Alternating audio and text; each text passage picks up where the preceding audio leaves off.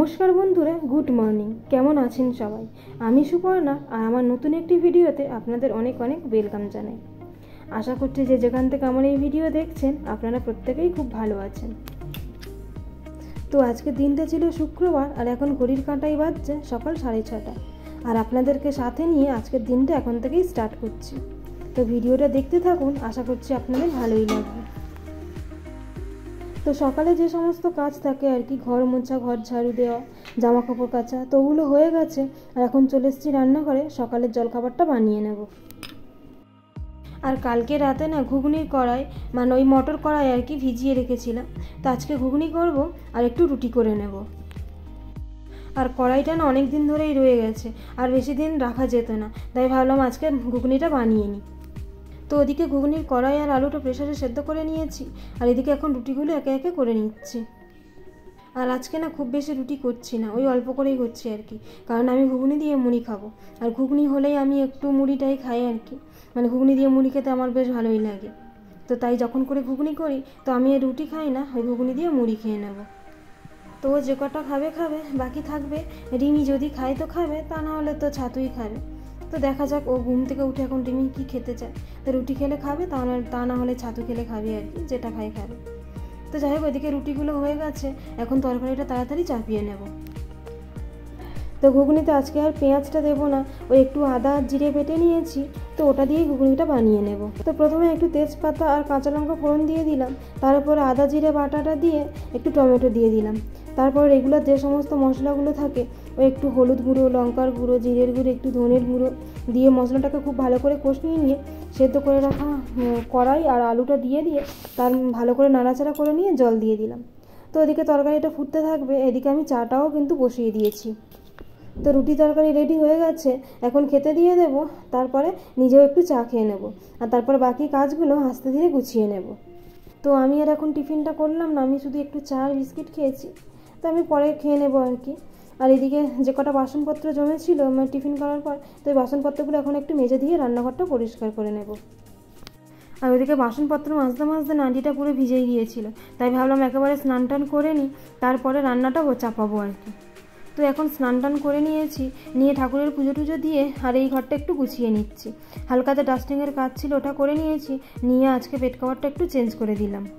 আর bed কভারটা রেখে দিয়েছি, তো এখন আর কাচবো না, ওটা কালকে সকালবেলায় কেচে নেব। আর যখন থেকে গরম পড়েছে, কিছু জামা কাপড় বিকেলবেলায় কেচে নিচ্ছিলাম, কিন্তু এই কদিন ধরে যেহেতু বৃষ্টি হচ্ছে, তাই আজকে বিকেলবেলা আর কাচবো না, কালকে সকালবেলায় কেচে নেব।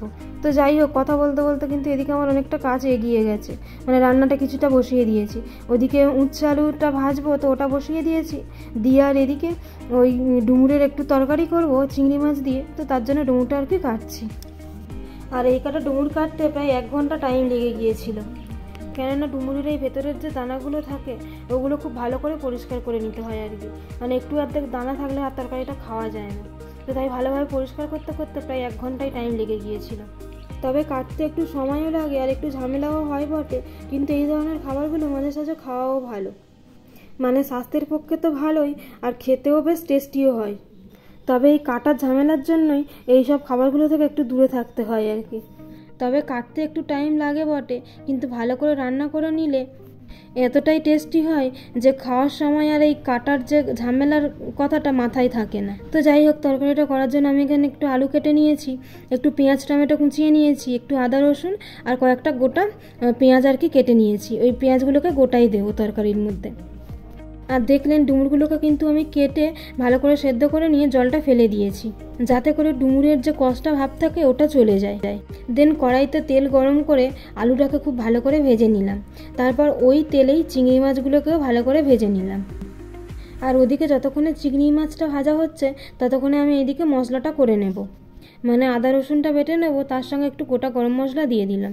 আর আমি এখানে নিয়েছি 2টো এলাচ, 2টো লবঙ্গ আর একটু দারচিনি। আর এখানে যে আদা রসুন আর যে গোটা গরম মশলাটা বেটে নিলাম আর কি, তো ওটা একটা বাটির মধ্যে নিয়ে আর এখানে পরিমাণ মতো হলুদ গুঁড়ো, লঙ্কার গুঁড়ো, একটু জিরের গুঁড়ো আর ধনের গুঁড়ো দিয়ে, তারপর একটু জল দিয়ে এই মশলাটাকে আর কি খুব ভালো করে মিশিয়ে নিয়ে রেখে দেবো।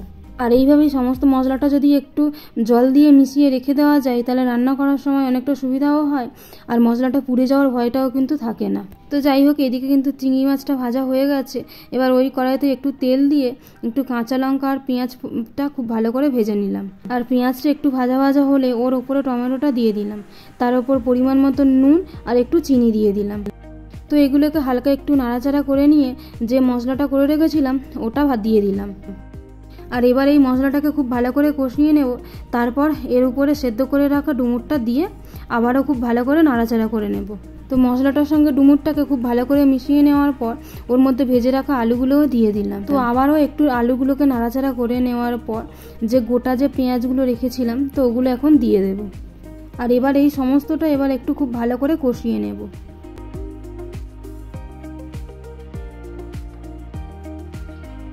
আর ওদিকে যতক্ষণে তরকারিটা হালকা আঁচে ঢাকা চাপা দিয়ে কষানো হচ্ছে ততক্ষণে এদিকে আমি ভাতের চালটা ধুয়ে নিয়ে ভাতটা বসিয়ে দেব।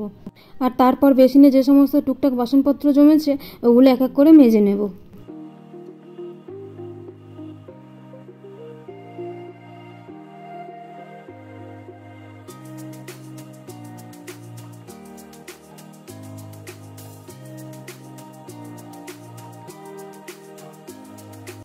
আর এদিকে কিন্তু সমস্তটা সব ভালো মতো কষানো হয়ে গেছে। আর এখন একটু পরিমাণ মতো জল দিয়ে দিলাম। তো আমি এখানে গরম জলই ইউজ করেছিলাম, আর জলটা একটু কমই দিলাম যেহেতু আমার আলুটা অনেকটা সেদ্ধ হয়ে গেছিলো, তাই আর বেশি জল দিলাম না। আর তরকারিটা কিন্তু আমি এই অবস্থাতেই নামাবো, মানে এতটাই ঝোল রাখবো আর কি, তো তাই এই চিংড়ি মাছগুলো দিয়ে দিলাম। এবার আর একবার ফুটলেই নামিয়ে নেব। আর আপনারা কিন্তু এইভাবে একবার ডুমুর চিংড়ি রান্না করে দেখতে পারেন, এটা খেতে তো ভালো হয় আর হেলদিও তো বটেই। আর আজকের তরকারিটা কিন্তু খেতে সত্যিই খুব ভালো হয়েছিল। তো যাই হোক, রান্নাটা করতে কিন্তু অনেকটা দেরি হয়ে গেছে, মানে এখন প্রায় 1:30 বেজে গেছিলো। তো ভাতটা আর একটু হতে বাকি আছে, তারপর ভাতটা হলেই রিমিকে খেতে দিয়ে দেবো। আর এর মধ্যে যে রান্নাঘরের টুকটাক কাজ আছে, মানে অল্প কিছু বাসনপত্র জমেছে ওগুলো মেজে নেব, আর রান্নাঘরের যে পরিষ্কার পরিচ্ছন্ন করার আছে তো ওগুলো করে নেব। আর এখানে কিন্তু ভাতটাও হয়ে গেছে, এবার খেতে দিয়ে দেবো।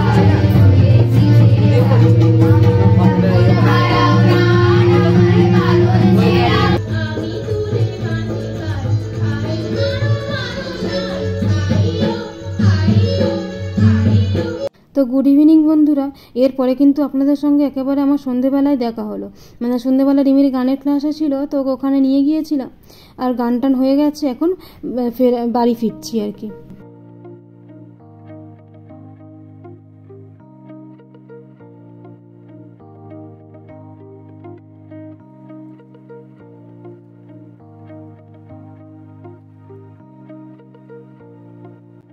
আর এই যে এক বন্ধুর বাড়িতে পুজো হয়েছিল, তো ওখান থেকেই প্রসাদ পাঠিয়েছিল, আর এটা ওদের বাড়িতেই বানানো হয়েছিল। তো খেতে কিন্তু খুবই ভালো ছিল। তো বন্ধুরা, ভিডিওটা কেমন লাগলো কমেন্টের মাধ্যমে জানাবেন, আর যদি ভালো লেগে থাকে তাহলে একটা লাইক করবেন, আর চ্যানেলটা সাবস্ক্রাইব করে পাশে থাকবেন। তো ভিডিওটা তাহলে আজ এখানেই শেষ করছি। আপনাদের সঙ্গে দেখা হবে খুব তাড়াতাড়ি পরের একটা ভিডিও নিয়ে। ততক্ষণ পর্যন্ত আপনারা ভালো থাকবেন, সুস্থ থাকবেন, আর অবশ্যই সাবধানে থাকবেন।